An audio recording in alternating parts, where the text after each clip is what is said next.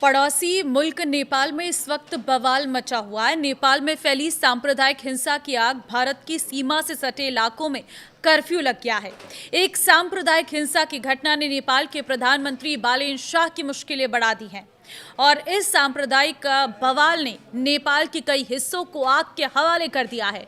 संभालने के लिए पुलिस को फायरिंग करनी पड़ी, जिसमें 3 लोगों की जान चली गई है। नेपाल में दंगा रोकने में क्यों फेल हो गए पीएम बालेन शाह? पहला सवाल, जेनजी के फेवरेट नेता से चूक कहां पर हुई है? नमस्कार, मैं हूं आपके साथ ममता तिवारी और आप देख रहे हैं न्यूज़ 18 का डिजिटल प्लेटफॉर्म। नेपाल के सुनसरी जिले के देवानगंज से शुरू हुई सांप्रदायिक हिंसा अब राजनीतिक संकट का रूप लेती दिख रही है। हिंसा में पुलिस फायरिंग के दौरान 3 लोगों की मौत के बाद प्रधानमंत्री बालेन्द्र शाह और गृह मंत्री सुदान गुरुंग को जवाब देते नहीं बन रहा है। दोनों की भूमिका पर सवाल उठ रहे हैं। तनाव अभी भी है, जिस कारण कई इलाकों में कर्फ्यू लगा है। एक्सपर्ट्स, मानवाधिकार कार्यकर्ताओं और विपक्षी नेताओं का आरोप है कि अगर सरकार ने शुरुआत में ही राजनीतिक स्तर पर हस्तक्षेप किया होता तो हालत इतने नहीं बिगड़ते। काठमांडू पोस्ट की रिपोर्ट के मुताबिक हिंसा की शुरुआत 2 समुदाय के बीच हुए विवाद से हुई है। असल कारण विवाद का कांवड़ यात्रा के दौरान डीजे बजाने को रहा है। इसके बाद तनाव सुनसरी से निकलकर सप्तरी, सिराहा, धनुषा और फरसा तक फैल गया है। कई इलाकों में कर्फ्यू लगाना पड़ा है और अतिरिक्त सुरक्षा बल तैनात किए गए हैं। सरकार पर क्या आरोप है वो भी जान लीजिए। इस घटना पर आलोचकों का कहना है कि हिंसा के शुरुआती दिनों में ही सरकार को स्थानीय जनप्रतिनिधियों, राजनीतिक दलों, नागरिक समाज और सामुदायिक समाज नेताओं के साथ मीटिंग करनी चाहिए थी। सरकार ने ये नहीं किया। वहीं आरोप है कि प्रशासन ने तनाव कम करने की बजाय कानून व्यवस्था बनाए रखने के लिए मुख्य रूप से सुरक्षा बलों पर भरोसा किया। रिपोर्ट के मुताबिक गृह मंत्री ने शुरुआती सुरक्षा बैठक तो बुलाई, लेकिन प्रधानमंत्री बालेन्द्र शाह ने घटना के 4 दिन बाद नेपाल पुलिस और सशस्त्र बल के प्रमुखों से औपचारिक जानकारी ली। राष्ट्रीय सुरक्षा परिषद की बैठक भी 5वें दिन बुलाई गई। इस दौरान न तो प्रधानमंत्री न ही गृह मंत्री ने तुरंत प्रभावित क्षेत्रों का दौरा किया। गृह मंत्री 5 दिन बाद सुनसरी पहुंचे, जबकि प्रधानमंत्री ने लोगों से शांति बनाए रखने की अपील वाला वीडियो संदेश जारी किया। रिपोर्ट में दावा किया गया है कि सुरक्षा एजेंसियों ने करीब 3 साल पहले ही इस इलाके में सांप्रदायिक तनाव की आशंका जताई थी। इसके बावजूद स्थानीय स्तर पर मिले इनपुट के आधार पर समय रहते कदम नहीं उठाया गया।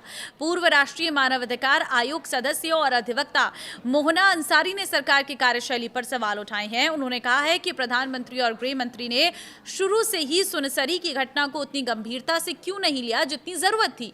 एक स्थानीय विवाद उस स्थिति तक कैसे पहुंच गया कि पुलिस को गोली चलानी पड़ी? जब साफ था कि तनाव दूसरे इलाकों में फैल सकता है, तब राजनीतिक स्तर पर संवाद क्यों नहीं किया गया? रिपोर्ट के अनुसार रविवार को शुरू हुई झड़प के दौरान पुलिस ने गोली चलाई, जिसमें 30 वर्षीय ओम प्रकाश मेहता की मौत हो गई। कम से कम 9 लोग गंभीर रूप से घायल हुए। बाद में इलाज के दौरान 20 वर्षीय जयप्रकाश मेहता ने भी दम तोड़ दिया। इसके बाद सिराहा के गोल बाजार में प्रदर्शन के दौरान हुई फायरिंग में 17 वर्षीय गणेश यादव की भी मौत हो गई। नेपाल की प्रतिनिधि सभा में भी ये मुद्दा जोरदार तरीके से उठा। विपक्षी सांसदों ने सरकार से जवाब मांगा कि हिंसा को रोकने के लिए समय रहते कदम क्या उठाए गए। पूर्व प्रधानमंत्री पुष्प कमल दहल ने संसद में कहा कि सुनसरी, मोरंग और अन्य इलाकों की स्थिति को संवाद और संयोग से सुलझाया जाना चाहिए। समाज को बांटने की कोशिश करने वालों के खिलाफ लोगों को एकजुट रहना होगा। आखिरकार सर्वदलीय बैठक बुलाई गई, लेकिन इसकी पहल प्रधानमंत्री को करनी चाहिए थी। प्रधानमंत्री और गृह मंत्री दोनों की गैर मौजूदगी बेहद चिंताजनक है। रिपोर्ट के मुताबिक हिंसा के बाद सोशल मीडिया पर कथित भड़काऊ कंटेंट फैलने से हालात और बिगड़े। आलोचकों का कहना है कि सुरक्षा एजेंसियां समय रहते ऐसी सामग्री पर रोक लगाने में नाकाम रही। हालांकि नेपाल पुलिस के प्रवक्ता ने कहा है कि पुलिस एआई आधारित तकनीक की मदद से सोशल मीडिया की निगरानी कर रही है और भ्रामक या भड़काऊ कंटेंट फैलाने वालों के खिलाफ कानूनी कार्रवाई की जाएगी। फिलहाल माहौल अभी शांत नहीं हुआ है। अभी भी स्थिति तनावपूर्ण बनी हुई है, जिसका असर यह है कि नेपाल से सटे जो भारत के इलाके हैं वहां पर भी पूरी तरह से कर्फ्यू देखने को मिल रहा है। अब देखना होगा कि कितनी जल्दी इसको लेकर कड़ा कदम उठाया जाता है, क्योंकि इसमें और जाने भी जा सकती हैं। तो देखिए, पड़ोसी मुल्क में इस तरह की स्थितियां देखने को मिल रही हैं। बालेन्द्र शाह, जिसे चुनकर जनता ही लाई है, जिनको प्यार मिला जनता का, जिनको भरोसा मिला जनता का और जिन्हें एक बहुत बड़ी जिम्मेदारी बहुत कम समय में दी गई है, अब बालेन्द्र शाह के सामने ये एक बहुत बड़ी चुनौती है। इस चुनौती को वो कैसे पार पा पाते हैं, इस पर सभी की नजरें रहने वाली है। लेकिन कहीं ना कहीं हिंसाओं से नेपाल का ये नाता पुराना नजर आता है। इससे पहले भी ऐसी छुटपुट घटनाओं ने सरकार को हिला दिया था। इस बार अब देखना होगा कैसे शांति बहाल होती है।